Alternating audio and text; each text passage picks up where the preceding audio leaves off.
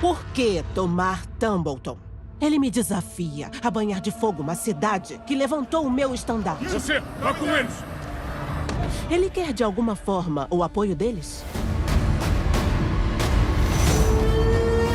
Devemos esconder nossas intenções e melhor presumir que eles são leais apenas a si mesmos. São de Riverlands. Eu odeio esse povinho de lá. Temos que pagar os soldados, senão viveremos um caos. Nomeiem um mestre da moeda. Em breve, o povo descobrirá que temos poucos recursos. Podem pôr nele a culpa. Procuramos o príncipe Aemond. Se sabe de seu paradeiro, aconselho que não o esconda. Pelos deuses. Meu propósito é restaurar a linhagem legítima do Trono de Ferro. É a vontade dos deuses.